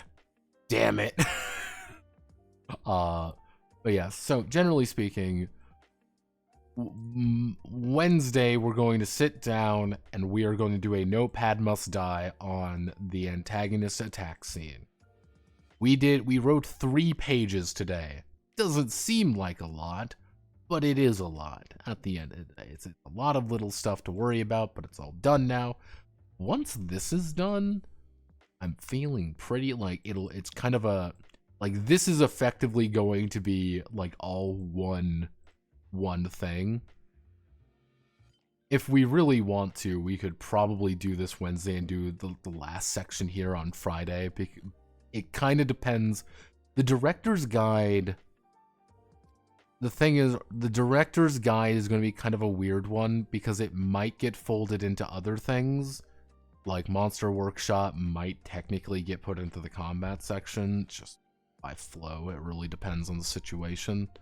I'm just going to sit down and write it, and that's what you kind of have to do at this point, is just sit down, write it, and hammer out as much as physically possible. It is a horrifying nightmare of sadness, and that's just something we have to live with. Hello, Magic Internet Machine, what's up? Hey, magic internet machine, what are you doing? Nope, you're being cringe as usual, magic internet machine. God bless them. God bless them all. Alright, magic internet machine's being cringe as usual, but let's see. Before we end off things, let's obviously take a look at itch.io, because we always should look at itch.io. It's the funniest place on the internet, new and popular. Let's see. An unofficial, I'm like Jurassic Park, La La Land of the Dead, Gilla Labs. It's Gilla, everyone. It's Gilliland time. Oh boy. I'm gonna feel very, very sad. I believe that's one of ours? Might be a thing of that. Yeah, I want everyone to remind everyone, you know, Pocket Quest happened? I completely forgot about Pocket Quest. That shit came and went. I did not even realize it happened. Like, I was like, yeah, I got time, and then it just nothing ever happened with it. I felt very silly. I'm like, oh, I believe it's going on till April, but I'm like, I can't do that. Oh. But, I think this summarizes most games pretty accurately. Coffee shop novelist. Let me guess, is it all... let me guess, it's a game about writing a novel at a coffee shop.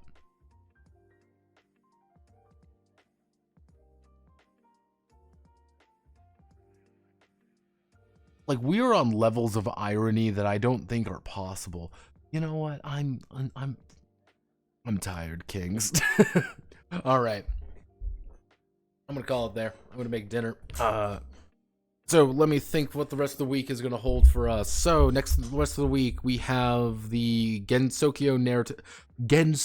narratograph, not Gensokyo. I have learned it's Genso narratograph on Wednesday, which that video isn't necessarily going to be super positive. It's going to be more of a thinking idea.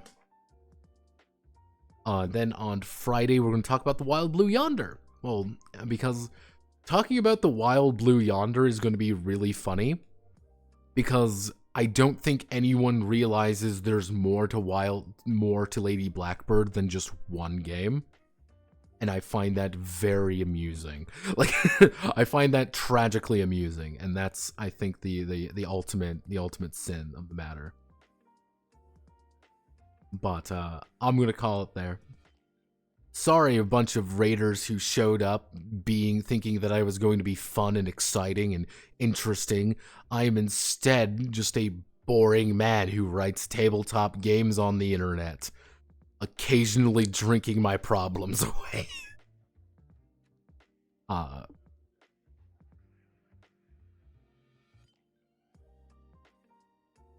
Though judging by what I was sent, I should brush up on my German. Ich bin Lederhosen. As an American,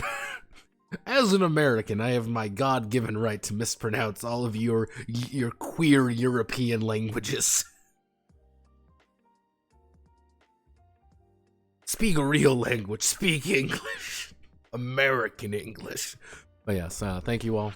Godspeed, good luck. A little bit short today. Most likely we'll hop on the server later, so if you see me on there, feel free to message me. You know how it goes. Thank you. Love you. Someone literally just joined. I'm super sorry. I am literally ending. So, I beg thee all, adieu.